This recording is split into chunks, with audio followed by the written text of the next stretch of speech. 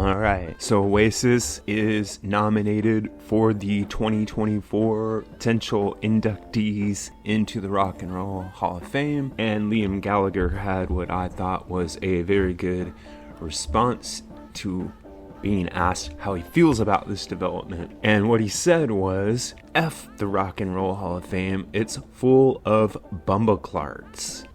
And I'm gonna let you look up what bumbleclart means all on your own, but let's just say it doesn't mean anything nice. He went on to tell fans of Oasis, don't waste your time. As much as it's appreciated, it's all a load of bollocks. And he told another fan, I don't need some wank award by some geriatric in a cowboy hat. And I think that his comments are not only characteristic for Liam Gallagher, but they do bring up an important point about the Rock and Roll Hall of Fame, which is that it's essentially an irrelevant institution. And one way of pointing this out is to cite the fact that along with Oasis being nominated this year for the Rock and Roll Hall of Fame, so are the following performers: Mary J. Blige, Mariah Carey, Cher, and Sinead O'Connor. So if these are what you consider rock and roll icons, then you need to reevaluate your definition both of rock and roll and of icon. The Rock and Roll Hall of Fame itself is maybe an antiquated idea, and by that I don't mean there shouldn't be some type of Hall of Fame, but perhaps we could come up with one that's based in cyberspace now and doesn't need a physical home and isn't controlled by rich people who own record labels or production companies or media outlets or whatever. There should be a Rock and Roll Hall of Fame that more reflects the true feelings of the fans.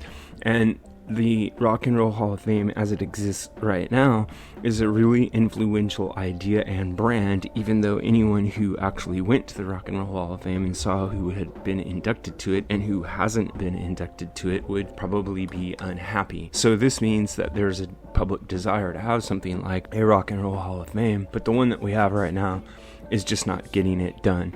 Now, there's one other thing I'd like to mention in this context, which is Noel Gallagher's reaction to putting Oasis in the Hall of Fame, which he gave during an interview about 5 or 6 years ago. I'm going to play you his response, which is also quite funny. But before I do that, I'd like to remind you to like and subscribe to the channel. I upload new content basically every day. We have a lot of interesting conversations and polls going over in the community area of the channel. And if you look down in the description box below, you'll see links to content I can't put on YouTube due to copyright issues. All right, now back to what Noel Gallagher said when he was asked about Oasis being in the Hall of Fame. Here it is. Do you think the band deserves to be in?